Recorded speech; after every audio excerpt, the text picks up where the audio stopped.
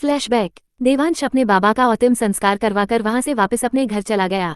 उसने पुलिस में किसी के खिलाफ कोई शिकायत दर्ज नहीं कराई और पुलिस ने भी उसे एक एक्सीडेंट करार केस को बंद कर दिया। पर देवांश के अंदर ही अंदर एक आग धधक रही थी। 12 साल की उम्र में ही उसने इतना कुछ देख लिया था कि अब उसके अंदर सिर्फ और सिर्फ नफरत पनप रही थी। वो देवांश जो कुछ दिन पहले तक अपना बचपन जी रहा था वो एकदम से बड़ा हो गया था। अपना सच जानकर उसके दिल पर एक बहुत बड़ा जख्म हो गया था, लेकिन अपनी बाबा की मौत के बाद तो वो दिल पूरी तरह चकनाचूर हो गया था। हंसता मुस्कुराता देवांश एकदम कठोर हो गया था। घर वापस आकर जैसे ही उसने गेट खोला, सामने उसके बाबा और उसकी एक बड़ी सी तस्वीर लगी थी। वो उस तस्वीर के पास आया। अपने बाबा की मौत के बाद से ही उसने अपनी आंखों को पत्थर कर लिया था, जिनमें आंसुओं की कोई जगह नहीं थी, लेकिन अपने बाबा की तस्वीर देखकर उसके वो आंसू बह निकले। वो वही निढाल गिर गया और जोर जोर की जमीन पर हाथ मारने लगा। उसका रोना रूह को कंपा देने वाला था। चीखें ऐसी थी जो पूरा आसमान भेद दे। बार आंखों के सामने अपने बाबा का तड़पता शरीर सामने आ जाता। पूरी तरह खून से लथपथ वो सिर्फ देवांश को एकटक देख रहे थे,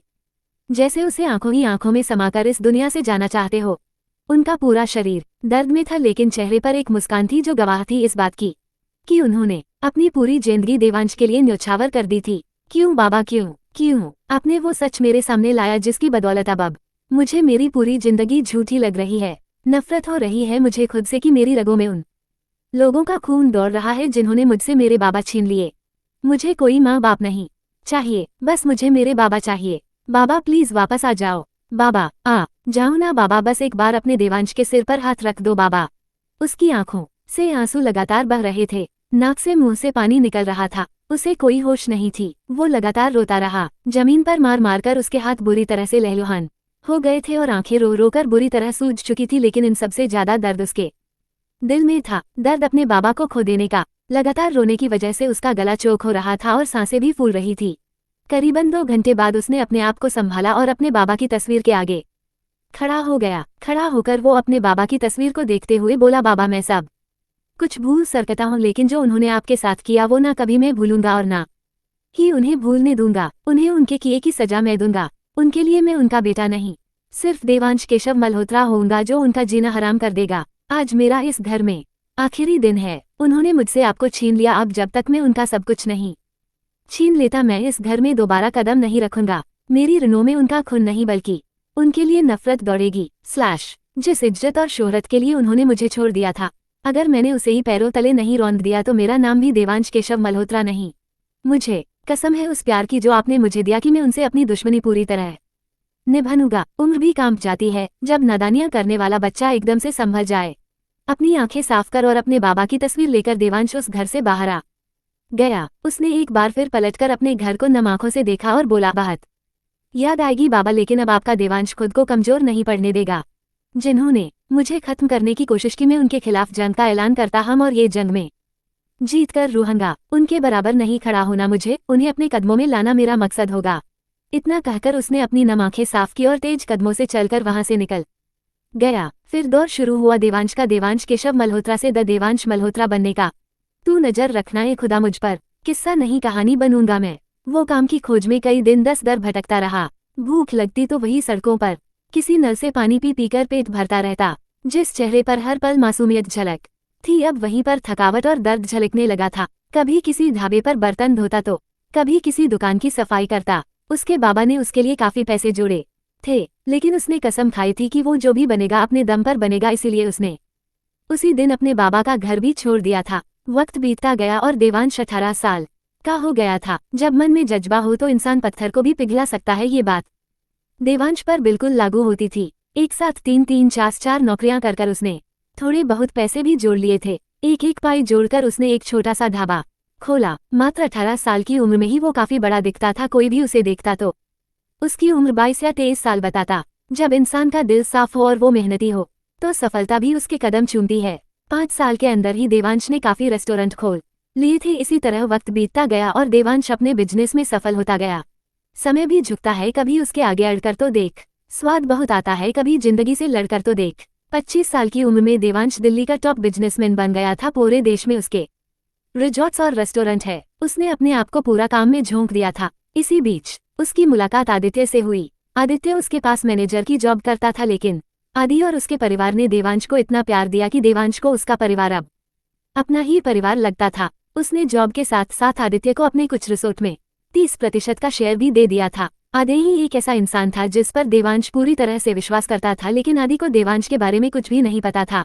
वह जब भी उससे उसकी फैमिली के बारे में पूछता तो देवांश हमेशा यही बताता कि उसका इस दुनिया में कोई नहीं है। जैसे जैसे देवांश का बिजनेस बढ़ रहा था, वहीं दूसरी तरफ कोई था जो सिर्फ और सिर्फ बर्बाद हो रहा था। वो थे माया अग्निहोत्री और रंजीत वर्मा। उन्हें समझ ही नहीं आ रहा था कि उनके बिजनेस के साथ हो क्या रहा है। आए दिन उन्हें एक नया झटका मिलता। कभी उनके शेयर बाजार में गिर जाते तो कभी उनके बारे में कोई ना कोई बुरी खबर लीक हो जाती। रंजीत वर्मा अपने बिजनेस के अलावा साइड में इलीगल काम करने भी शुरू कर चुका था, जिसका पता देवांश को भी लग गया था। उसने दोनों तरफ से रंजीत पर वार करने शुरू कर दिए। एक तरफ कंपनी में कोई घोटाला हो जाता तो दूसरी तरफ उसका नशे से भरा ट्रक गायब हो जाता। वो लड़कियों की स्मगलिंग करता तो वो ट्रक भी अचानक से हवा में गायब हो जाता। उसे समझ नहीं आ रहा था कि इन सब के पीछे हाथ किसका है।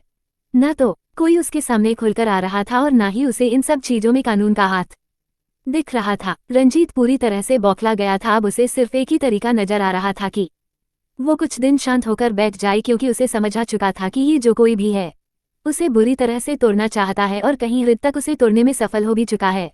वहीं दूसरी तरफ माया भी बहुत डर चुकी थी। अपने पति के निधन के बाद उसने उसके बिजनेस को पूरी तरह अपने हाथ में कर लिया था। उसने वकील से नकली विल बनवा कर सारा बिजनेस भी अपने नाम करवा लिया था और उसके परिवार को धक्के देकर घर से बाहर निकाल दिया था। लेकिन अब उसका बिजनेस भी ठप होता जा रहा था। वो खुद तो सारा दिन किट्टी पार्टियों में डूबी रहती। उसकी गैरमौजूदगी में उसकी कंपनी भी डूबने की कगार पर थी। जब उसने रंजीत से मदद मांगी तो रंजीत ने उसे फटकार दिया कि इस टाइम तो उसकी भी फटीचरों वाली हालत हो गई है। वो सिर से लेकर पैर तक पूरा कब्जे में डूब चुका है। ये सुनकर वो भी शांत होकर बैठ गई थी। देवांश उन दोनों की कंपनियों के आधे से ज्यादा शेयर खरीद चुका था, लेकिन अब तक वो उनके सामने नहीं आया था। उन दोनों में से किसी ने भी अब तक देवांश को नहीं देखा था। एक दिन देवांश के ही एक रिसोर्ट में रंजीत और माया रात को ठहरने आए तो देवांश की नजर उन पर चली गई। उन दोनों को देखकर वो मन ही मन बोला, लगता है अब वक्त आ गया है इन दोनों से मिलने का। और फिर एक शातिर मुस्कान के साथ दूसरी तरफ चला गया। रात को दोनों अपने कमरे में थे। रंजीत बाथरोब पहनकर सोफे पर बैठा शराब पी रहा था। माया एक रिवीलिंग नाइटी पहनकर उसी के साथ बैठी पी रही थी। दोनों आपस में बात कर रहे थे कि कैसे अपनी कंपनी की हालत सही करें। रंजीत पूरा बौखलाया हुआ था। माया अपने हाथ में पकड़े शराब के गिलास को साइड रखकर उसकी बाहों में सिमट कर बोली, छोड़ो इस बिजनेस की बातों को, थोड़ा टाइम एंजॉय करते हैं।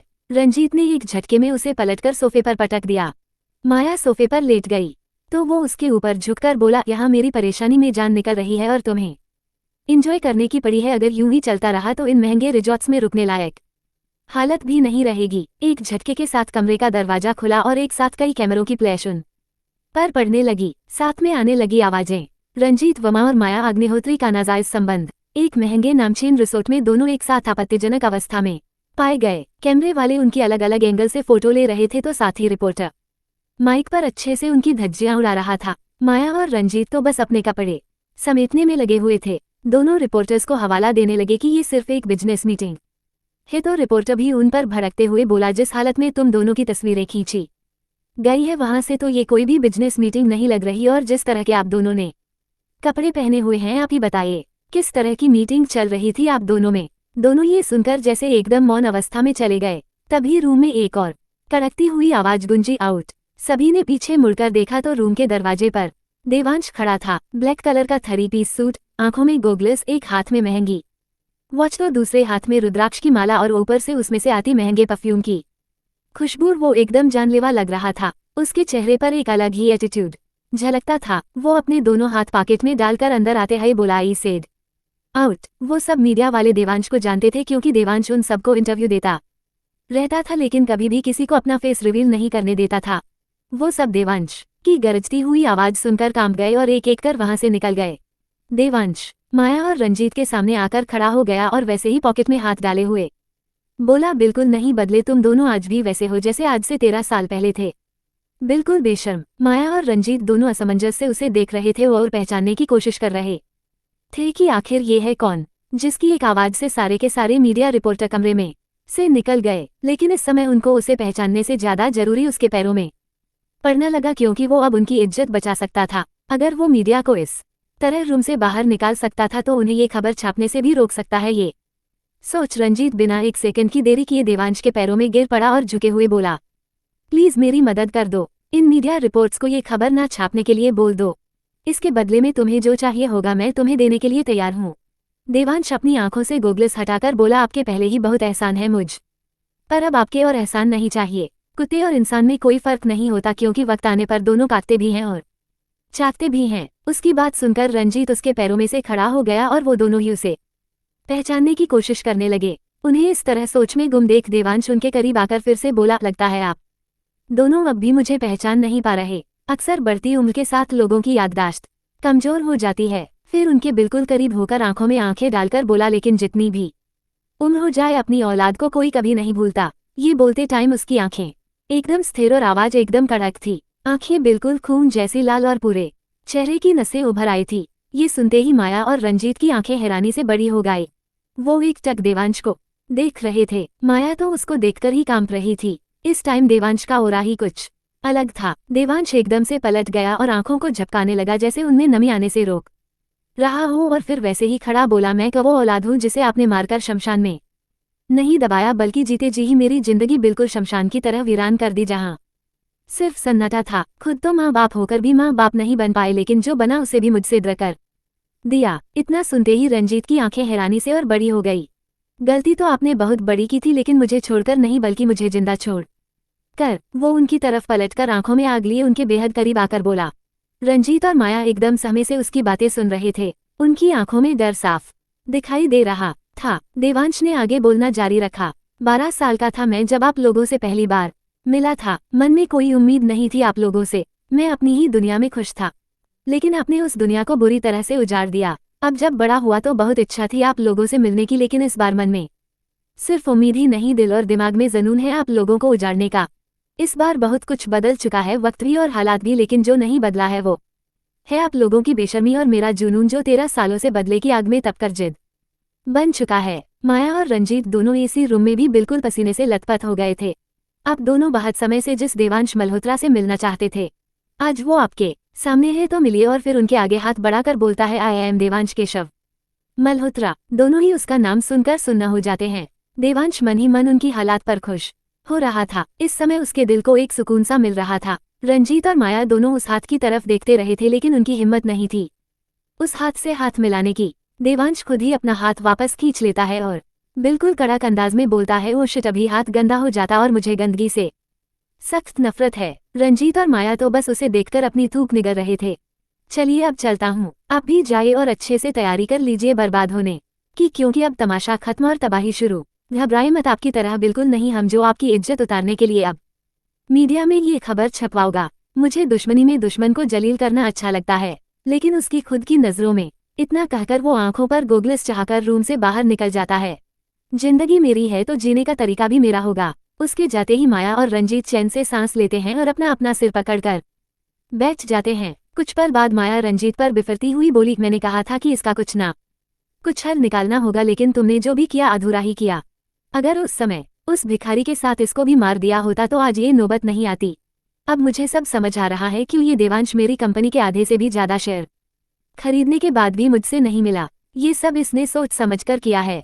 ये हमें पूरी तरह से बर्बाद करने ही वापस आया है। वो गुस्से में बकवास किए जा रही थी। रंजीत जो पहले ही बुरी तरह बौखलाया हुआ था, उसकी बकवास सुनकर उठकर गुस्से में उसकी गर्दन दबाते हुए बोला, अगर एक लफ्ज और बोला तो मुझसे बुरा कोई नहीं होगा। कब से बकवास किए जा रही हो, ये सब तुम्हारी वजह से हुआ है। न मैं तुम्हारे चक्कर में पड़ता और ना ही ये सब होता। मैंने इतने सालों से मेहनत करके जो भी बनाया है ऐसे ही किसी को बर्बाद नहीं करने दूंगा। इतना कहकर उसने माया को जोर से सोफे पर धक्का दे दिया। माया उसकी बात सुनकर जोर से हंसने लगी और हंसते हुए बोली, हाँ मेहनत कर शायद तुम भूल रहे हो कि तुम काम क्या करते हो। ये सब तुमने मेहनत करके नहीं, बल्कि कई लोगों की जिंदगी बर्बाद करके बनाया है। उसकी बात सुनकर रंजीत गुस्से में कांपते हुए बोला, अच्छा, और तुम भी शायद भूल रही हो कि जिस कंपनी की तुम भींगे मार रही हो वो तुम्हारी नहीं बल्कि तुम्हारे पति की है। ये बात सुनकर माया की सारी हंसी गायब हो गई और वो गुस्से से भर गई। वो रंजीत के पास आए और मुंह पर उंगली रखते हुए बोली, अच्छा, एक शब्द और नहीं भूलो मत। जो औरत अपने पति और बच्चे को मार सकती है वो कुछ भी कर सकती है। ये बोलते समय उसकी आंखें बेहद खतरनाक लग रही थी। रंजीत उससे दूर होते हुए बोला, अगर कुछ करना ही है तो अपनी इस औलाद को काबू में करो, कुछ भी करो लेकिन इसे अपने काबू में करो। इतनी देर में सोचता हूँ कि क्या कर सकते हैं, क्योंकि अब ये 12 साल का बच्चा नहीं जिसे मैं जहाँ चाहे ठिकाने लगा दम। 24 घंटे इसके बॉडीगार्ड्स की इस पर नजर रहती है। बहुत बार कोशिश कर चुका हम इससे मिलने की, लेकिन हर बार असफल हुआ हूँ। थोड़ी देर बाद दोनों ही उस रिसोर्ट से चले गए। माया उस दिन के बाद से ही बार देवांश के घर आने लगी थी ताकि उसके सामने अच्छी बनकर उसे अपनी बातों में फंसा सके, लेकिन देवांश हर बार ही उसे बेइज्जत कर घर से बाहर निकाल देता था। फ्लैशबैक खत्म। एकदम रूम की सारी लाइट ऑन हो गई और आदि भागता हुआ देवांश के पास आया। उसके छूते ही देवांश ने हड़बड़ाकर आंखें खोल दी, जैसे किसी गहरी नींद से जागा हो। आदि ने उसे ऐसी हालत में देखा तो उसे कसकर गले लगा लिया। आदि के गले लगकर देवांश को थोड़ा सुकून मिला। आदि ने देवांश को गले लगाया तो देवांश के आंसू एक बार फिर बह निकले। आदि ने उसे और कसकर गले से लगा लिया। देवांश के दिल का पूरा दर्द आंखों में उतर आया था। आदि देवांश को चुप करवाते हुए बोला, सुजाता जी का फोन आया था मुझे कि आज फिर मिसेज अग्निहोत्री तुझसे मिलने आई है। मुझे समझ में नहीं आता वो क्यों बार बार तुझसे मिलने आती है, और वो जब भी आती है तू इस तरह क्यों बिखर जाता है। आखिर क्या वजह है कि जो देवांश एकदम पत्थर है वो उसे चकनाचूर कर जाती है। जिस देवांश के आगे कोई खड़ा तक नहीं हो सकता वो उसे बिल्कुल तोड़ जाती हैं। ये बात सुनते ही देवांश की आंखों में दर्द की जगह गुस्सा भर गया। तू मुझे एक बार बता तो सही, अगर मैंने उनका जीना हराम नहीं कर दिया तो फिर मैं भी देवांश मल्होत्रा का दोस्त नहीं। देवांश इस समय कुछ भी कहने सुनने की हालत में नहीं था। वो बस आदि के गले लगा हुआ था। वो आदि से अलग हुआ और बोला, ये मेरी लड़ाई है, इसे मैं लड़ूंगा भी, और तो तू भी यह बात सुन ले कि तेरी यह जान तेरे लिए जान दे भी सकता है और किसी की जान ले भी सकता है, लेकिन तुझे ऐसे बिखरते हुए बिल्कुल नहीं देख सकता। इस लड़ाई में तू दूसरों की जगह खुद को क्यों दर्द दे रहा है। आदि की आंखें ये कहते हुए गुस्से से बिल्कुल लाल हो गई थी। कौन कहता है कमाई सिर्फ दौलत की होती है, मैंने तो हीरे जैसा यार कमाया है। आदि ने उसे उठने में मदद करी तो देवांश के जख्मों पर फिर से दर्द हो गया और दर्द से उसकी आह निकल गई। आदि का दिल पसीज गया देवांश को इस तरह दर्द में देखकर। वो अंदर ही अंदर टूट रहा था, लेकिन देवांश के सामने वो पूरी हिम्मत जुटाए खड़ा था। उसने देवांश को उठाकर सोफे पर लिटाया और खुद फर्स्ट एड बॉक्स ढूंढने लगा। उसने देवांश की ड्रेसिंग की और उसे कुछ पेन किलर दिए। ड्रेसिंग कराते टाइम देवांश के चेहरे पर कोई भी भाव नहीं थे।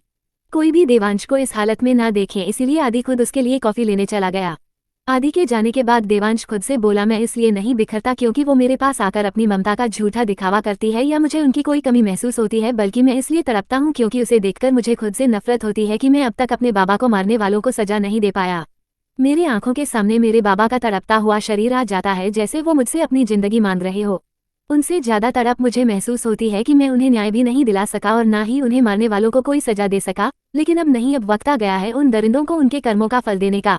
अब से उनकी तबाही शुरू। अकेला छोड़ गए थे मुझे मरने के लिए, अब अकेला ही काफी हूँ मैं उन सब के लिए। इतने में आदि उसके लिए कॉफी लेकर आ गया था, लेकिन देवांश ने कॉफी पीने से मना कर दिया। उसने आदि को उसके केबिन में वापस जाने के लिए बोल दिया और खुद काम में लग गया। उसे फिर से काम में लगते देख आदि उससे बोला, मत कर, ये दिखावा तुझसे नहीं होता। क्यों अपने जख्मों पर किसी को मरहम नहीं लगाने देता। देवांश बिना उसकी तरफ देखे बोला, मरहम लगाने से घाव सही हो जाते हैं, लेकिन मैं अपने इन घावों को तब तक सही नहीं होने दूंगा जब तक मैं उनसे बदला नहीं ले लेता जिनकी वजह से मुझे ये घाव मिले हैं। उम्मीद करता हूँ तुझे तेरा बदला और तेरे इन जख्मों को सुकून जल्द मिले। इतना कहकर आदि केबिन से बाहर निकल गया। शायद ही इस जन्म में सुकून मिले मुझे, क्योंकि मेरा ये जन्म तो मेरे बाबा की देन है और अब मेरी बारी है कि मैं अपने इस जन्म को उनके नाम कर दूं। उसने मन ही मन बोला और किसी गहरी सोच में चला गया। कुछ देर यूं ही सोचते रहने के बाद उसने अपना फोन उठाया और किसी को फोन मिला। सामने से फोन उठाते ही यस बॉस की आवाज आई तो देवांश ने तुरंत उससे पूछा, अग्निहोत्री कंपनी के बाकी के 20% शेयर कब तक मेरे नाम हो जाएंगे। बहुत जल्दी हो जाएंगे बॉस, आप पहले ही उनके 80% शेयर खरीद चुके हो। कल तक बाकी के 20% शेयर भी आपके नाम हो जाएंगे, फिर आप उनकी कंपनी को टेक ओवर कर सकते हो। आप चाहे तो अब भी उन पर अपना मालिकाना हक जता सकते हैं क्योंकि आप 80% शेयर के मालिक हैं। देवांश मल्होत्रा को अगर कुछ चाहिए तो पूरी तरह से चाहिए, आधा अधूरा ना तो उसे कभी पसंद था और ना कभी होगा। एक बात और, पहले की 80% और बाकी के 20% दोनों जानवी देवांश मल्होत्रा के नाम करवाने हैं। सारे डॉक्यूमेंट्स तुम्हें भिजवा रहा हूँ, जल्द से जल्द मुझे ये काम पूरा चाहिए। बाकी की बात खत्म करने के बाद देवांश फोन काट देता है और आराम से अपनी चेयर पर बैठकर मन ही मन बोलता है, कल का इंतजार कीजिए मिसेज अग्निहोत्री, क्योंकि कल का आखिरी वार और उसी के साथ आप पूरी तरह बर्बाद, और फिर अगली बारी होगी मिस्टर रंजीत वर्मा की। सोचकर पंगा लेना मुझसे, क्योंकि मैं फिर पंगा लेने लायक छोड़ता नहीं। काम करते करते कब दोपहर से शाम हो गई देवांश को पता ही नहीं चला। वो जानता था कि घर जाने के बाद शायद उसे जानवी के सवालों का सामना करना पड़े, इसलिए उन सवालों से बचने के लिए वो घर भी देरी से जाना चाहता था। उसे पता था कि वो गुस्से में खुद को कंट्रोल नहीं कर पाता और अगर ऐसे में जानवी ने उससे कोई ऐसा सवाल पूछ लिया जिससे उसको गुस्सा आ गया तो कहीं उसका सारा गुस्सा जानवी पर ना उतर जाए। ये सोचकर कि वो परेशान हो रहा था, पर उसे घर तो जाना ही पड़ेगा, ये सोचकर उसने लैपटॉप बंद किया और गाड़ी की चाबी उठाकर ऑफिस से निकल गया। दूसरी तरफ जानवी से मिलने नैना और मनन आए हुए थे। मनन उन दोनों का बचपन का दोस्त था। मनन बचपन से ही जानवी से प्यार करता था। उसने कई बार जानवी के सामने इजहार भी किया लेकिन जानवी ने हमेशा उसके इजहार का इनकार में ही जवाब दिया। वो तीनों हॉल रूम में बैठे एक दूसरे से बात कर रहे थे कि दरवाजे से तेज कदमों से चलता हुआ देवांश घर आया। जानवी ने उसे देखा तो हैरान रह गई। उसके हाथ पैरों पर कई जगह चोटों के निशान थे। जानवी खड़ी होकर उसे कुछ बोलने को हुई उससे पहले ही देवांश ने उसे हाथ दिखाकर रोक दिया और एक नज़र नैना और मनन पर डाली।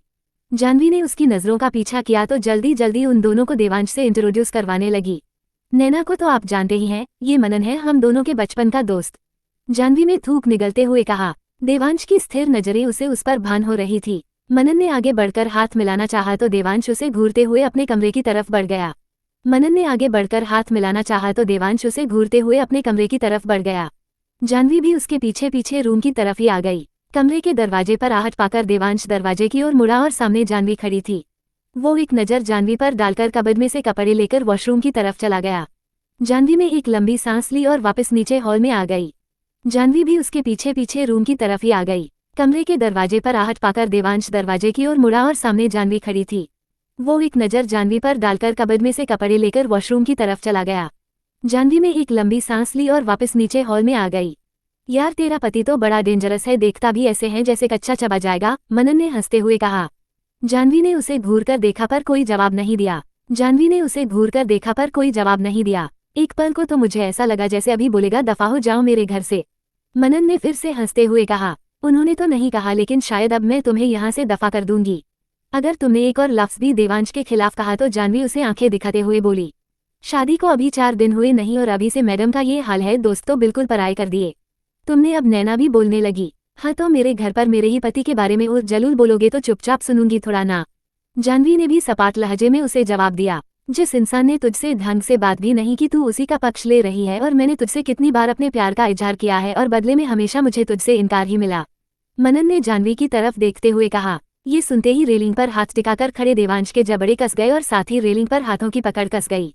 जानवी के नीचे आने के बाद वो वॉशरूम से निकलकर रेलिंग के पास आकर खड़ा हो गया था और नीचे की तरफ ही देख रहा था।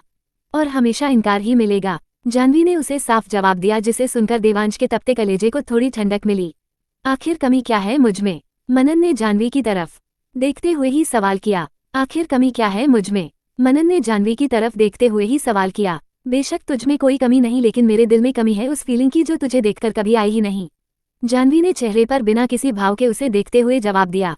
इसका मतलब तू देवांश से प्यार करती है? वाह, तू मुझे हमेशा यही जवाब देती रही कि तू कभी किसी से प्यार नहीं कर सकती, तो 4 दिन में देवांश से कैसे प्यार हो गया तुझे?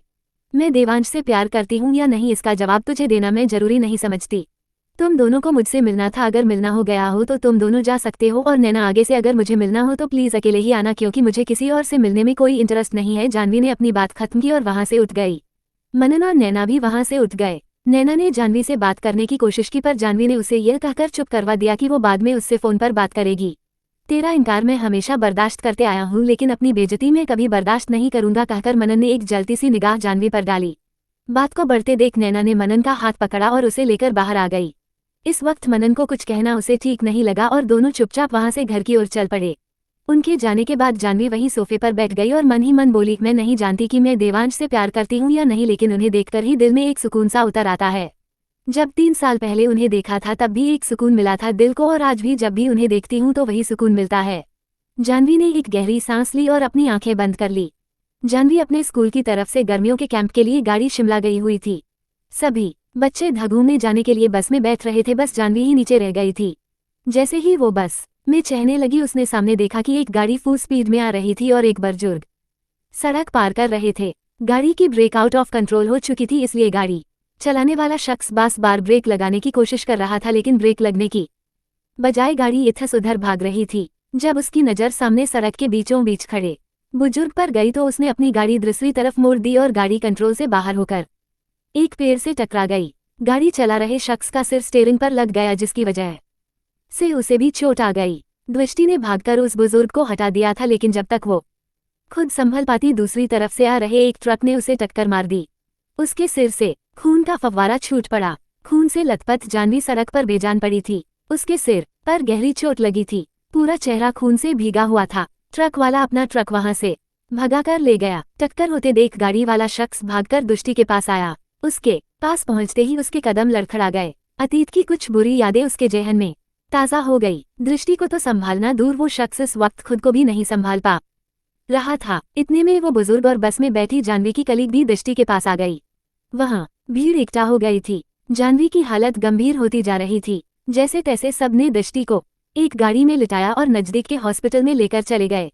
उनके जाने के बाद वो शख्स भी उनके पीछे पीछे किसी तरह हॉस्पिटल पहुंचा। हॉस्पिटल पहुंचकर जैसे जैसे वो शख्स अंदर जा रहा था वैसे वैसे उसकी धड़कनें बढ़ती जा रही थी, जैसे कुछ बहुत अजीब उससे दूर जा रहा हो। सामने दृष्टि की कलीग डॉक्टर से रिक्वेस्ट कर रही थी कि वो जानवी का ट्रीटमेंट शुरू कर दे, लेकिन डॉक्टर आगे से उन्हें पुलिस केस बताकर इलाज करने से मना कर रहा था कि जब तक पुलिस नहीं आ जाती वो इलाज शुरू नहीं कर सकते।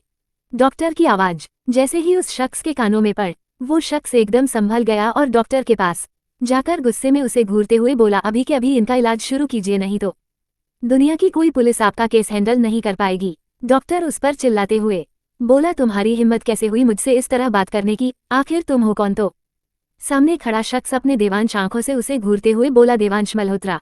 मल्होत्रा। देवांश मल्होत्रा का नाम सुनते ही डॉक्टर एकदम कांपने लगा। उसका कांपना भी जायज भी था, क्योंकि देवांश मल्होत्रा का औरा ही कुछ अलग था। हर कोई उस टाइकून से मिलना चाहता था जिसने इतनी कम उम्र में ही इतनी कामयाबी हासिल कर ली थी, लेकिन वो किसी के सामने नहीं आता था। देवांश मल्होत्रा का एक फोन ही काफी होता था किसी की जिंदगी में तूफान लाने के लिए। जानवी की क्लीग हैरानी से देवांश मल्होत्रा और उस डॉक्टर की बातें सुन रही थी। उसने देवांश से रिक्वेस्ट करते हुए कहा, प्लीज आप इन्हें सबक बाद में सिखा लीजिएगा, पहले इन्हें कहिए कि ये जल्द से जल्द दाष्टी का इलाज शुरू कर दे और आप भी अपनी ड्रेसिंग करवा लीजिए, आपके सिर पर से काफी खून बह रहा है।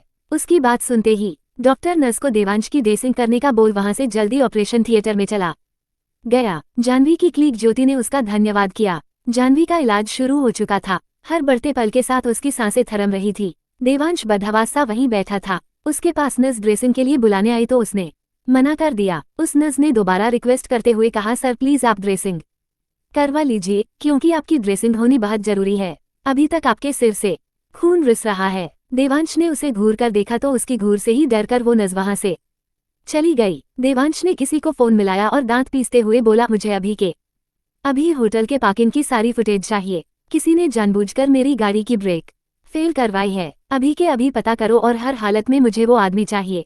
सामने से ओके बॉस की आवाज आई तो देवांश ने फोन काट दिया। मेरी वजह से अब और किसी की जान नहीं जा सकती। मैं उस लड़की को कुछ नहीं होने दूंगा, कुछ भी नहीं होने दूंगा। जिसकी वजह से भी यह सब हुआ है उसे इस सब का ऑपरेशन थिएटर से नस बाहर आए और ज्योति से बोली कि हमें अभी ओ पॉजिटिव ब्लड चाहिए। पेशेंट की हालत खराब होती जा रही है, उनका बहुत खून बह चुका है। हमारे ब्लड बैंक में अभी इस ग्रुप का ब्लड अवेलेबल नहीं है। आप जल्दी से खून अरेंज कीजिए। मेरा ब्लड ग्रुप ओ पॉजिटिव है, आपको जितना खून चाहिए ले लीजिए, लेकिन उस लड़की को कुछ भी नहीं होना चाहिए। देवांश भागते हुए वहां आया और नर्स से बोला। नर्स ने हमें सिर हिलाया और देवांश को अंदर की तरफ ले गई। देवांश मन में सिर्फ और सिर्फ जानवी की सलामती की दुआ मांग रहा था। वो बार भगवान से यही कहता कि अब उसकी वजह से किसी को कुछ नहीं हो सकता। जब भी मांगा खुदा से बस तेरी खैरियत मांगी। बाबा के जाने के बाद आज देवांश पहली बार खुद को इतना कमजोर महसूस कर रहा था। अगर वो अपनी जान देकर भी दुष्टी को बचा पाता तो एक पल गवाए बिना वो अपनी जान भी दे देता। ब्लड डोनेट करने के बाद दोबारा देवांश ऑपरेशन थिएटर के बाहर आकर खड़ा हो गया। कभी वो कांच की खिड़की से दृष्टि को देखने की कोशिश करता और कभी झल्लाकर दोबारा आकर कुर्सी पर बैठ जाता। ज्योति ये सब देख रही थी और मन ही मन सोच रही थी कि एक अनजान होकर भी देवांश को जानवी की कितनी चिंता हो रही है। और लगभग 6 घंटे बीत चुके थे और डॉक्टर ऑपरेशन थिएटर से बाहर आए तो देवांश भागकर उनके पास गया और जानवी के बारे में पूछने लगा। डॉक्टर ने बताया कि ऑपरेशन तो हो चुका है, लेकिन अभी कुछ कहा नहीं जा सकता। अगर 18 घंटे में इन्हें होश आ जाता है तो ठीक, नहीं तो ये कोमा में जा सकती हैं। डॉक्टर की बात सुनकर देवांश धम से वहीं बैठ गया। वो इस सब का कसूरवार खुद को मान रहा था। बहुत मुश्किल होता है उस दौर से दोबारा गुजरना जो आपको कई साल पहले बहुत बड़ा दर्द देकर गया हो। जो दर्द उसने कई सालों पहले सहा था, आज भी कुछ वैसे ही दर्द से वो गुजर रहा था। वो दोबारा खड़े होकर डॉक्टर के पीछे भागा और उनसे दृष्टि से मिलने की परमिशन मांगी तो डॉक्टर ने उसे परमिशन दे दी। थोड़ी देर बाद दृष्टि को अलग वार्ड में शिफ्ट कर दिया गया। देवांश उससे मिलने गया तो सामने जानवी बेजान सी बेड पर लेटी हुई थी। पूरी तरह मशीनों से घिरी जानवी को सांस लेने में भी तकलीफ हो रही थी। देवांश धीमे कदमों से रूम के अंदर आया। वो इस वक्त बुरी तरह टूट गया था। एक तो उसका खुद का एक्सीडेंट और दूसरी तरफ से वो इस वक्त जिस मेंटली प्रेशर से गुजर रहा था उसके चेहरे से ही उसका दर्द बयान हो रहा था। कपड़े मैले हो चुके थे और सिर पर लगी चोट पर खून भी सूख गया था। पूरे दिन से ना कुछ खाया था ना ही पिया, इसलिए चेहरा भी बिल्कुल मुरझा गया था। देवांश जैसे जैसे दृष्टि के पास आ रहा था वैसे वैसे उसकी धड़कन बढ़ती जा रही थी। जैसे ही उसने जानवी के चेहरे को देखा उसमें खो ही गया। एकदम भोली सी सूरत जो किसी पत्थर को भी पिघला दा, गोरा रंग जो पीला पड़ गया था, आंखें बेहोशी से बंद और होठों पर पपड़ी जम चुकी थी। दिखने में एकदम मासूम सी लड़की अपनी जिंदगी के लिए मौत से जूझ रही थी। आज मेरी वजह से एक और जिंदगी मौत से लड़ रही है। क्यों तुम वहाँ उस बाबा को बचाने आए? मैं था ना, कुछ नहीं होने देता हूँ उनको। उन्हें बचाने के लिए तुमने अपनी जान खतरे में क्यों डाली? मुझे कुछ हो भी जाता तो किसी को कोई दुख नहीं होत, बल्कि कुछ लोग तो मेरी मौत का जश्न मनाते, लेकिन तुम्हारे लिए तुम्हारे घर वाले कितने परेशान हो रहे होंगे। देवांश जानवी को देखते हुए बोला। जानवी की सांसें ऊपर नीचे हो रही थी। उसे सांस लेने में बेहद तकलीफ हो रही थी और उतनी ही तकलीफ उसे देखकर देवांश को हो रही थी। देवांश ने झट से उसका हाथ पकड़ लिया और उसके हाथ को मजबूती से पकड़े हुए ही बोला, तुम इस तरह हार नहीं सकती, तुम्हें ठीक होना ही होगा। उसे इस तरह दर्द में देखकर देवांश की आंखों में से आंसू आ गए और आंसुओं का एक टुपका जानवी के हाथ पर गिर गया। जानवी की बेचैनी बहने लगी थी। वो बेहोशी में भी छटपटाने लगी। देवांश जोर से डॉक्टर डॉक्टर चिल्लाने लगा। उसकी आवाज सुनकर नस भागते हुए आए और उसके पीछे ही डॉक्टर भी वहां आ गया। नस ने देवांश को वहां से हटने के लिए कह दिया, लेकिन देवांश अभी भी वहीं खड़ा था। उसने मजबूती से जानवी का हाथ पकड़ा हुआ था कि अगर एक बार हाथ छोड़ दिया तो शायद ही दोबारा वो इस हाथ को थाम सके। दृष्टि के साथ साथ उसकी धड़कनें भी अपनी रफ्तार से तेज चलने लगी थी। नस बास बार उसे बाहर जाने के लिए कह रही थी। नस उसे खींचते हुए बाहर ले जाने लगी तो उसे एहसास हुआ कि जितनी मजबूती से उसने जानवी का हाथ पकड़ा हुआ था उतनी ही मजबूती से दृष्टि ने भी उसका हाथ पकड़ा हुआ था। देवांश ने डॉक्टर को घूरते हुए कहा, मैं यहाँ से कहीं नहीं जाऊंगा, आप जल्दी इन्हें चेक कीजिए। उसकी घूर से डॉक्टर एक बार फिर सहम गया और जल्दी जल्दी जानवी का चेकअप करने लगा। डॉक्टर ने जानवी को इंजेक्शन लगाया और देवांश से बोला कि शायद अब इन्हें थोड़ी देर में होश आ जाए ना। डॉक्टर की बात सुनते हुए भी देवांश दृष्टि को ही एक टक देखे जा रहा था। उसकी सूरनी आंखें जानवी से हटी नहीं रही थी। उसकी हालत देखकर डॉक्टर एक बार फिर से बोला कि आप एक बार अपनी भी ड्रेसिंग और बाकी का चेकअप भी करवा लीजिए। आप काफी थके हुए लग रहे हैं। दवाई लेने के बाद आप भी थोड़ी देर रेस्ट कर लीजिए। आपका काम पेशेंट का इलाज करना है, लोगों को सलाहें बांटना नहीं। जितना बोला गया है उतना कीजिए और जाइए यहाँ से। देवांश उन्हें अपनी लाल आंखों से घूरते हुए बोला। उसकी बात सुनकर डॉक्टर और नर्स दोनों ही फुर्ती से वहां से निकल गए और वार्ड से बाहर आकर दोनों ने चैन की सांस ली। देवांश वहीं पर स्ट्रल लेकर बैठ गया। उसने अभी भी जानवी का हाथ पकड़ा हुआ था। वो जानवी को देखते हुए मन ही मन बोला, मैं नहीं जानता तुम कौन हो या हम कभी पहले मिले है या नहीं, लेकिन तुम्हारे साथ एक सुकून महसूस कर रहा हूं मैं। दिल कर रहा है तुम्हारा हाथ यूं ही थौमे रखूं, लेकिन जानता हूं ये मुमकिन नहीं। अपनी ही धड़कनें मुझे हमेशा पराई सी लगती थी, लेकिन जब से तुम्हें देखा है तब से इन धड़कनों का एहसास बदल गया है। तुमसे दूर जाने के ख्याल से ही ये बगावत पर उतर आई। तुम्हारा हाथ छोड़ने की कोशिश करते ही ये बेतहाशा धड़कने लगी, जैसे अपनी मौजूदगी का एहसास करा रही हो। लेकिन मैं ये भी जानता हूं कि जब तुम होश में आओगी तो ये मुमकिन नहीं, लेकिन मैं इस पल को थोड़ी देर जीना चाहता हूँ। मेरी किस्मत में मोहब्बत तो नहीं है, लेकिन इस एहसास को मैं महसूस करना चाहता हूँ। तुम्हारे घरवाले आ जाएंगे तो यहाँ से जाना पड़ेगा मुझे, लेकिन तब तक तो तुम्हें इन आंखों में समा सकता हम ना मैं। उसकी आंखें नरमी से भरी हुई थी। अपने दूसरे हाथ की एक उंगली आंखों के कोने पर फेरकर उसने उस नमी को बाहर आने से रोक दिया। वो काफी देर दृष्टि को देखता रहा, लेकिन थकावट होने की वजह से उसे बार बार नींद की झपकी आने लगी। वो बार कोशिश करता अपनी आंखें खुली रखने की, लेकिन पूरा रूम सन्नाटे से भरा हुआ था। बस आवाजें आ रही थी तो दो दिलों की धड़कने की और मशीनों से उनकी रफ्तार की। थोड़ी देर बाद जानवी को होश आया। उसने धीरे धीरे अपनी आंखें खोली और अपनी अधखुली आंखों से चारों तरफ देखने लगी। उसकी नजर उसके पास बैठे देवांश पर गई। वो कुछ पल उसे यूं ही देखती रही और फिर उसे एहसास हुआ कि देवांश ने उसका हाथ पकड़ा हुआ है। इससे पहले कि वो देवांश से हाथ हिलाने की कोशिश करती, वो दोबारा बेहोश हो गए, लेकिन उसका हाथ हिलते ही देवांश की आंखें खुल गई। देवांश ने आंखें खोलकर उसे देखा तो वो अभी भी सामने बेहोश पड़ी हुई थी। वो उठकर डॉक्टर को बुलाने चला गया। डॉक्टर को दृष्टि के बारे में बताकर देवांश दोबारा वापस वार्ड में आने लगा, लेकिन उसकी हिम्मत नहीं हो रही थी अब जानवी के सामने जाने की। डॉक्टर और नर्स दोनों वार्ड के अंदर चले गए, लेकिन देवांश वही बाहर खड़ा रहा। उसे बाहर खड़े होते देख ज्योति भी अंदर जानवी के पास चली गई। डॉक्टर ने जानवी का चेकअप किया और एक इंजेक्शन उसे और लगा दिया। जानवी को धीरे धीरे होश आ रहा था। उसने धीरे धीरे अपनी आंखें खोली और चारों तरफ देखा। उसे एकदम से उस बाबा और गाड़ी वाले शख्स की याद आई तो उसने ज्योति से उन दोनों के बारे में पूछा। देवांश को बाहर उसकी आवाज साफ सुनाई दे रही थी, लेकिन उसे इस बात की बहुत हैरानी हुई कि जो लड़की अभी अभी मौत को हराकर जिंदगी में वापस लौटी है, वो खुद से पहले दूसरों के बारे में सोच रही है। उसकी आंखें नम हो गई कि आज की दुनिया में भी ऐसे लोग हैं जो खुद से पहले दूसरों के बारे में सोचते हैं। ज्योति ने जानवी को बताया कि वो बाबा और वो गाड़ी वाला शख्स दोनों ठीक है और दोनों ही हॉस्पिटल में है। उनके हॉस्पिटल में होने की बात सुनकर जानवी को थोड़ी देर पहले की बात याद आ गई। जब उसने कुछ पलों के लिए अपनी आंखें खोली थी तो उसके सामने एक शख्स बैठा था। उसे महसूस हुआ कि शायद वो शख्स वही था, लेकिन वो शख्स यहाँ उसका हाथ थाम कर क्यों बैठेगा। ये सोचकर उसने किसी से कुछ नहीं कह। सब लोग बाहर आने लगे तो देवांश हटकर दूसरी साइड हो गया। डॉक्टर अपने केबिन में वापस चले गए। ज्योति भी उसे आराम करने का बोल बाहर आ गई और कैंटीन की तरफ चली गई। सबके जाने के बाद देवांश वापस वार्ड के दरवाजे पर खड़ा होकर थोड़ी देर उसे वैसे ही देखता रहा। जानवी को देखते हुए उसे एक अलग ही सुकून का एहसास हो रहा था। कुछ पल उसे यूं ही देखने के बाद वो डॉक्टर के केबिन की तरफ मुड़ गया। मिस्टर देवांश, अब पेशेंट काफी हद तक ठीक है, बस उन्हें कुछ दिन रेस्ट करने की जरूरत है। थोड़ी ही दिनों में वो नॉर्मल हो जाएंगी, डॉक्टर ने अपनी चेयर पर बैठे हुए कहा। देवांश को डॉक्टर की बात सुनकर चैन मिला। उसने डॉक्टर का शुक्रिया अदा किया और रिसेप्शन पर आ गया। रिसेप्शन पर आकर उसने सारी फॉर्मेलिटी और सारी फीस भर दी। उसका मन किया कि वो एक बार और जाकर जानवी को देख ले, लेकिन उसने अपने मन पर काबू किया और तेज कदमों से हॉस्पिटल से बाहर आ गया। बाहर उसकी गाड़ी और ड्राइवर दोनों ही खड़े थे। उसने ड्राइवर को वापस होटल चलने का बोला। वो अपने बिजनेस रिलेटेड मीटिंग के लिए शिमला आया हुआ था और पिछले 3 दिनों से उसी होटल में रुका हुआ था। रूम में आकर वो सीधा वॉशरूम में चला गया। उसने शावर ऑन किया और आंखें बंद कर उसके नीचे खड़ा हो गया। बार बार उसकी आंखों के सामने दृष्टि का चेहरा आ रहा था। बार उसके जहन में उसकी दर्द से जूझती सांसें आ रही थी। उसने जोर से अपना हाथ दीवार पर दे मारा और चीखते हुए बोला, क्यों मुझे उस लड़की से इतना फर्क पड़ रहा है? आखिर क्यों मैं उसके पास इतनी देर बैठा रहा? क्यों मैं उसके चेहरे में ऐसा खोया कि मुझे मेरा ही होश नहीं रहा? क्यों उसके दर्द का एहसास मुझे हो रहा था? वो खुद से जूझता हुआ खुद से ही सवाल कर रहा था।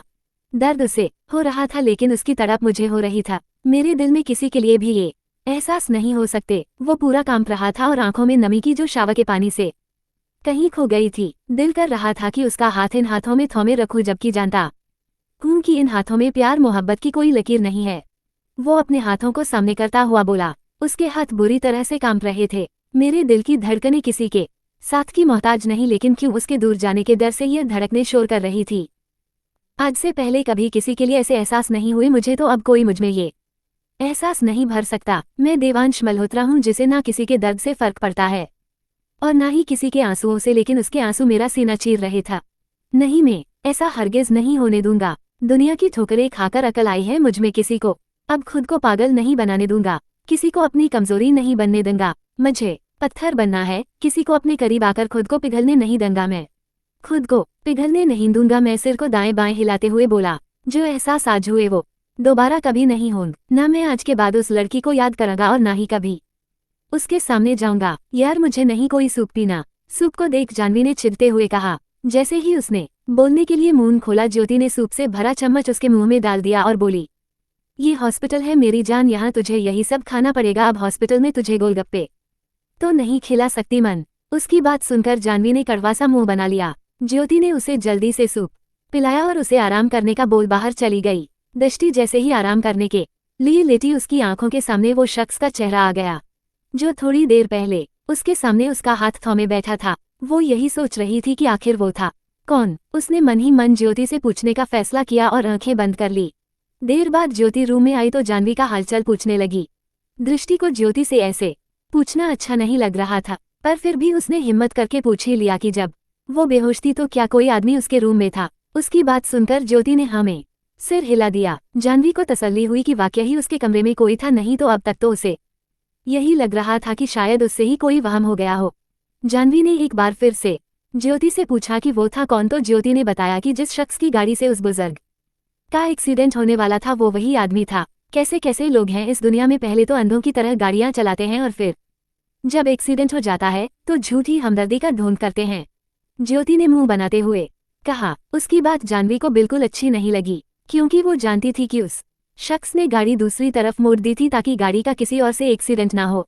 चाहे कुछ पल के लिए ही उसने उस इंसान का चेहरा देखा था, लेकिन उसे याद था कि जब वो इंसान उसके पास बैठा था उसके सिर पर भी काफी चोट आई हुई थी, जो उसने वैसे ही खुली छोड़ रखी थी। अरे इन अमीर लोगों का तो यही काम होता है, गरीबों को कीड़े मकोड़े समझकर कुचल देते हैं, लेकिन जब पुलिस का नाम आता है तो ड्रामा करना शुरू कर देते हैं ताकि हम जैसे लोग इनकी बातों में आ जाए और ये पुलिस के चंगुल से आसानी से निकल सके। देखा था मैंने कैसे चीख चीख कर अपना नाम बता रहा था द देवांश मल्होत्रा, और कैसे अपनी रहीसी के दम पर उसने तेरा इलाज शुरू करवाया और उसके बाद पुलिस भी नहीं आई, जबकि पहले तो डॉक्टर कह रहे थे कि जब तक पुलिस नहीं आ जाती तेरा इलाज शुरू नहीं करेंगे। ज्योति ने अपनी बात कहना जारी रखा। जाह्नवी को ज्योति की बातों पर गुस्सा आ रहा था, लेकिन उसने उसे कुछ भी नहीं कहा, चुपचाप उसकी बातें सुनती रही। जब तक तुझे होश नहीं आया था वो तेरे पास ही बैठा रहा, ना ही अपनी ड्रेसिंग कराई और ना ही कुछ खाया पिया, जैसे तेरी सबसे ज्यादा फिक्र उसे ही हो। लेकिन जैसे ही तुझे होश आया वो तो यहाँ से ऐसे गायब हुआ जैसे गधे के सिर पर से सी।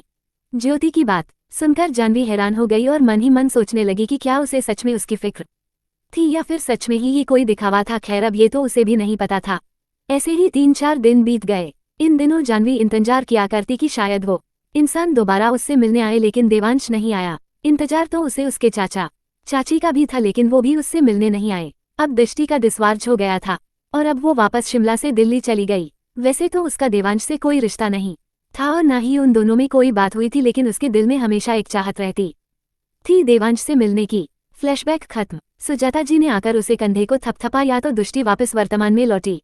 उसे ऐसे लगा जैसे वो बहुत गहरी नींद से जागी हो। वो भागकर ऊपर रूम में गई, लेकिन उसे देवांश कहीं भी नहीं दिखा। उसने वॉशरूम और बालकनी भी चेक की, लेकिन देवांश वहां भी नहीं था। पता नहीं मिस्टर ब्लू बार बार मिस्टर इंडिया बनकर कहाँ गायब हो जाते हैं। वो बड़बड़ाते हुए रूम से बाहर निकलने लगी तो दरवाजे पर ही देवांश से टक्कर हो गई। मिस्टर ब्लू किसे कहा तुमने? देवांश ने कड़कती आवाज में पूछा। वो मैं आपको ही। अटकते हुए बस यही 2-3 शब्द उसकी जुबान से निकले। आपको ये चोट कैसे लगी? जाह्नवी ने बात बदलने के लिए चोट की तरफ इशारा करते हुए पूछा। ये मेरे सवाल का जवाब नहीं है, जो पूछा है उसका जवाब दो, और अगर नहीं दूं तो। जाह्नवी ने होठों को गोल करते हुए कहा। तो भाड़ में जाओ, मुझे कुछ फर्क नहीं पड़ता, देवांश ने पूरे एटीट्यूड के साथ कहा और वापस से मुड़कर जाने लगा तो जाह्नवी ने पीछे से आवाज लगाते हुए कहा। आप ही को कहा था मैंने मिस्टर ब्लू। कैसे लगा आपको आपका न्यू नेम? अच्छा है ना? कहते हुए उसने अपनी बत्ती सी चमका दी। चाहे ब्लू कहो चाहे व्हाइट, पर जो भी कहना है खुद को कहो, मुझे इससे कोई फर्क नहीं पड़ता, देवांश ने बिना मुड़े ही कहा। जुबान मेरी, मर्जी मेरी, और तो और पति भी मेरा। जो मेरा मन होगा मैं तो वही कहूंगी, दृष्टि ने बेफिक्री से कह दिया। देवांश की मुठ्ठियां कस गई। उसने दीवार के साथ लगे टेबल पर से वास उठाया और फिर पीछे मुड़कर सामने कांच की दीवार पर दे मारा। कड़ाक की आवाज के साथ पूरा कांच बिखर गया। जाह्नवी ने आवाज सुनकर कानों पर हाथ रख लिया और सामने का नजारा देखकर उसकी आंखें हैरानी से फैल गई। मुझे जिद और जिद्दी लोगों को तोड़ना बहुत अच्छी तरह से आता है। मेरा काम था तुम्हें बताना, बाकी तुम्हारी मर्ज। कहते हुए वो पलट गया और रूम से बाहर निकल गया। जाह्नवी अवाक सी उसे जाते देखती रह गई। उसने हाथ की मुठ्ठियां बांध ली और खींचते हुए बोली, मिस्टर बू नहीं, तुम्हारा नाम तो मिस्टर तोड़फोड़ होना चाहिए। हर समय कुछ ना कुछ तोड़ते ही रहते हो। पैर पटकते हुए जाह्नवी भी नीचे हॉल में आ गई, लेकिन देवांश वहां से भी गायब था। मनन रंजीत वर्मा, मैं अपने दुश्मनों को अपने एरिया के आसपास भी नहीं फटकने देता, और तुम तो सीधा घर में ही घुस गए। नाइस, तुमसे कोई भी दुश्मनी नहीं थी मेरी, क्योंकि तुम्हारे बाप के कर्मों की सजा मैं तुम्हें नहीं देना चाहता था। लेकिन अगर मेरी बीवी की तरफ आंख भी उठाई तो तुम्हारी आंखें किसी को देखने लायक नहीं रहेंगी। देवांश ने अपने स्टडी रूम की एक दीवार पर लगी कुछ फोटोज को देखते हुए कहा। चेहरा गुस्से से लाल हो चुका था। वो दूसरी तरफ लगे मिरर के सामने आया और खुद को देखते हुए बोला, मिस्टर ब्लू। गुस्से की जगह उसके चेहरे पर एक मुस्कान बिखर गई, लेकिन जल्द ही वो मुस्कान उसने जब्त कर ली। देवांश अपने स्टडी रूम में बैठा था। उसने अपने मैनेजर को फोन किया और मनन रंजीत वर्मा के बारे में सारी इन्फॉर्मेशन निकालने के लिए कहा। उसके मैनेजर ने उससे कुछ वक्त मांगा तो उसने सिर्फ आधा घंटा है तुम्हारे पास बोलकर आगे से जवाब सुने बिना ही फोन काट दिया। वो फोन को हाथ में गोल गोल हिलाते हुए बोला कि जाह्नवी से मनन के बारे में बात करने से पहले मुझे इस मनन की सारी हिस्ट्री निकालनी पड़ेगी। मैं नहीं चाहता जाह्नवी को किसी बात की भनक भी लगे। थोड़ी देर वहां समय बिताने के बाद वो स्टडी रूम से निकलकर नीचे हाल की तरफ आ गया। सुजाता जी ने उसे देखकर कहा, मैं अभी तुम्हें डिनर के लिए बुलाने ही आने वाली थी, आ जाओ डिनर कर लो। सुजाता जी ने जाह्नवी को भी बुला लिया। डिनर कर जाह्नवी सुजाता जी की हेल्प करने चली गई तो देवांश अपने रूम में जाने लगा, तभी उसका फोन बजा। उसके मैनेजर का फोन देख वो बाहर स्विमिंग पूल की तरफ आ गया। जैसे ही उसने फोन उठाकर हेलो कहा, उसके मैनेजर ने मनन की इन्फॉर्मेशन बताना शुरू किया। सर, मनन रंजीत वर्मा का इकलौता बेटा है, पढ़ाई और बिजनेस में बिल्कुल जीरो है, बाप की तरह ही इल्लीगल कामों में इन्वॉल्व है, लड़कियों में काफी फेमस है, हर दूसरे दिन नई लड़की को अपने प्यार में जाल में फंसाकर उसे यूज करना उसकी पुरानी आदत है। अगर लड़की प्यार से मान जाए तो ठीक, नहीं तो जबरदस्ती पर उतर आता है। एक दो बार रेप के केस भी हुए हैं, पर हर बार अपने बाप के दम पर बच निकलता है। लेकिन सबसे हैरानी की बात यह है कि वो हमेशा मिडिल क्लास लड़की को ही अपना निशाना बनाता है। अभी उसका मैनेजर आगे बोल ही रहा था कि देवांश ने एकदम कड़क आवाज में कहा, इनफ और जरूरत नहीं है कुछ जानने की। उसके मैनेजर ने ओके बॉस कहा तो देवांश ने बिना जवाब दिए फोन काट दिया और दांत भींचते हुए बोला, अब तक लड़ाई सिर्फ तुम्हारे बाप से थी, लेकिन तुम्हारी हरकतें देखकर ऐसा लग रहा है कि बाप से पहले तुम्हें सबक सिखाना पड़ेगा। इतना कहकर वो पीछे मुड़ने लगा तो एकदम जाह्नवी से टकरा गया, जो उसे बुलाने के लिए आई थी और बिल्कुल उसके पीछे खड़ी थी। दोनों इस टाइम स्विमिंग पूल के किनारे पर थे। जैसे ही टक्कर हुई, दृष्टि का बैलेंस बिगड़ गया और वो स्विमिंग पूल में गिर गई। देवांश, जिसका हाथ जाह्नवी ने गिरते गिरते पकड़ लिया था, वो भी उसी के साथ पूल में गिर गया। जाह्नवी को तैरना नहीं आता था तो वो एकदम से पूल में डूबने लगी तो देवांश ने उसे कसकर अपनी बाहों में जकड़ लिया। दोनों इस वक्त बिल्कुल करीब थे। जाह्नवी की छाती देवांश के सीने से बिल्कुल चिपकी हुई थी। उन दोनों की सांसें भी आपस में टकरा रही थी। स्विमिंग पूल का पानी एकदम ठंडा था, जिससे जाह्नवी के होंठ कांप रहे थे। देवांश का ध्यान उसके होठों पर गया तो वो उसके और करीब बढ़ने लगा। अब दोनों के होंठ एक दूसरे के बिल्कुल करीब थे। अगर उन दोनों में से कोई भी हिलता तो गलती से ही सही, लेकिन उनके होंठ आपस में छू जाते। दृष्टि तो देवांश के चेहरे में ही खो गई थी। देवांश की छुअन से उसके पूरे शरीर में एक झुरझुरी सी दौड़ गई। देवांश भी जैसे होश खो चुका था। उससे पहले कि वो जाह्नवी के होठों पर अपने होंठ रखता, उससे पहले ही सुजाता जी घबराते हुए वहां आ गई। पर इससे पहले वो कुछ पूछती, उनकी नजर उन दोनों पर चली गई। सुजाता जी को वहां देखकर दोनों झेप गए। देवांश ने जाह्नवी को एकदम से धक्का दे दिया, जिससे वो पीछे की तरफ हो गई और दोबारा डूबने लगी तो देवांश ने एक बार फिर उसे पकड़ लिया और गोदी में उठा लिया। उन दोनों को ऐसे देख सुजाता जी अंदर आ गई। देवांश ने उसे गोदी में उठाए हुए ही कहा, पागल हो क्या, इस तरह पीछे खड़े होकर बातें कौन सुनता है। उसकी बात सुनकर जाह्नवी ने उसे घूर कर देखा और गुस्से होते हुए बोली, बातें नहीं सुन रही थी, बल्कि आपको बुलाने आई थी, क्योंकि सुजाता जी ने आपकी फेवरेट खीर बनाई थी जो आप बिना खाए ही वहां से आ गए। तो इसके लिए मेरे पीछे पीछे आने की क्या जरूरत थी, वही इंतजार कर लेती। अच्छा, मैं क्यों इंतजार करूं, मुझे सोने जाना था, उसने चिढ़ते हुए कहा। अच्छा तो लो सो जाओ, कहकर वो दृष्टि को एक बार फिर पानी में छोड़ने लगा तो जाह्नवी चिल्लाते हुए बोली, प्लीज प्लीज छोड़ना मत, मुझे स्विमिंग नहीं आती, प्लीज मुझे बाहर तक ले जाओ। उसके चेहरे पर डर देखकर देवांश के चेहरे पर शरारती मुस्कान आ गई, पर जल्द ही चेहरे पर बिना किसी भाव के बोला कि मेरा बाहर निकलने का मन नहीं है, अगर तुम्हारा मन है तो खुद जा सकती हो, जाना तो दूर की बात है, इसके अंदर सही से खड़ी भी नहीं हो सकती मैं, प्लीज मुझे ठंड लग रही है, मुझे बाहर तक छोड़ दो, उसके बाद चाहे तो पूरी रात इसमें बिता लेना। देवांश ने उसे घूर कर देखा और बोला, ठीक है ले चलता हूँ, लेकिन इसके लिए तुम्हें मेरी एक बात माननी पड़ेगी। एक क्या 10 बातें मान लूंगी, लेकिन पहले मुझे बाहर लेकर चलिए, नहीं तो यहीं पर मेरी बर्फ जम जाएगी, फिर मनवाते रहना अपनी बातें। ठीक है, कहकर देवांश उसको गोदी में ही उठाए बाहर आने लगा। दोनों की नजरें एक दूसरे के चेहरे पर जमी हुई थी। दोनों के ही दिल में इस वक्त कई एहसासों ने शोर मचा। बाहर आकर देवांश ने उसे नीचे उतारा तो दृष्टि की नजरें उसके चेहरे से हटकर खुद पर गई तो शर्मा कर अपने हाथों से खुद को ढकने की कोशिश करने लगी। इस वक्त उसके कपड़े उसके शरीर से पूरी तरह चिपके हुए थे, जिससे उसकी बॉडी काफी रिवील हो रही थी। देवांश ने उसे देखकर अपनी नजरें दूसरी तरफ फेर ली और फिर बिना उसे देखे अपनी शर्ट उतारकर उसके ऊपर डाल दी, पर जाह्नवी की नजरें पूरा वक्त देवांश पर ही थी। उसे इस तरह शर्टलेस देखकर उसकी सांसें तेज तेज चलने लगी। वो जल्दी जल्दी घर के अंदर आकर अपने रूम की तरफ चली गई, लेकिन कोई था जो उन दोनों को ऐसे देखकर जल भून रहा था। बस आज की रात और कल तुम दोनों की जिंदगी में एक तूफान आने वाला है, उसने मन ही मन कहा और अपनी मुठ्ठियां भींचते हुए अपने रूम की तरफ चली गई। जाह्नवी के जाने के बाद देवांश के चेहरे पर गंभीरता के भाव आ गए और वो खुद से गुस्से होते हुए बोला, मैं अपने जज्बातों में बहकर खुद पर कंट्रोल कैसे खो सकता हूँ, क्यों उसके नजदीक आने पर मैं पिघलने लगता हूँ, क्यों मन करता है कि उसके करीब ही रहूं।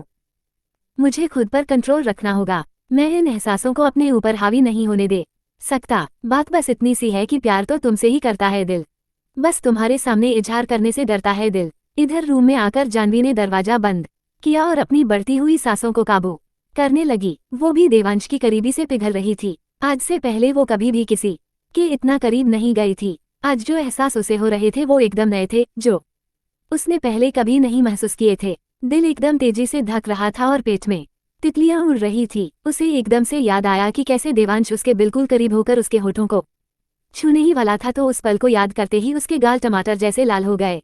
गालों पर हया की रंगत छा गई, लेकिन साथ ही उसे देवांश का उसे खुद से दूर करना भी याद आ गया। वो मन ही मन बोली, एक पल में अपने करीब कर लेते हैं और दूसरे पल ही बिल्कुल पराये हो जाते हैं। समझ नहीं पा रही, आखिर आप चाहते क्या है? तभी देवांश ने आकर दरवाजा खटखटाया तो वो एकदम हड़बड़ा गई। उसने जल्दी से दरवाजा खोला और देवांश को देखे बिना ही कबर्ड में से अपने कपड़े लेकर वॉशरूम में चली गई। लेकिन उसका ऐसे देवांश को अनदेखा करना देवांश को कचोट रहा था। वो सोच में पड़ गया कि अब इसे क्या हुआ, लेकिन फिर उसने सोचा कि अच्छा ही है अगर मुझसे दूर रहे। फिर उसने भी अपने कपड़े लिए और चेंजिंग रूम में जाकर चेंज करने लगा। दोनों ही एक साथ ही चेंज करके आए तो दोनों ने ही एक नज़र उठाकर एक दूसरे को देखा और अगले ही पल दोनों ने अपनी नजरें फेर ली। एसी ऑन कर देवांश आकर बेड पर लेट गया। जानवी कुछ देर उसे चोर नजरों से देखती रही और फिर वो भी सोफे पर आकर लेट गई। दोनों ही काफी वक्त तक करवटें बदलते रहे। जब दोनों का चेहरा एक दूसरे के सामने होता तो दोनों ही फिर से करवट ले लेते। जानवी ने अपने दोनों हाथों में चूड़ियां पहन रखी थी, जिससे देवांश को काफी इरिटेशन हो रही थी।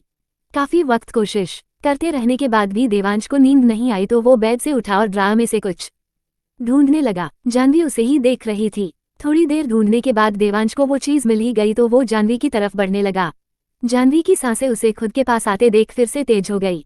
जानवी उसे ही देख रही थी। थोड़ी देर ढूंढने के बाद देवांश को वो चीज मिल ही गई तो वो जानवी की तरफ बढ़ने लगा।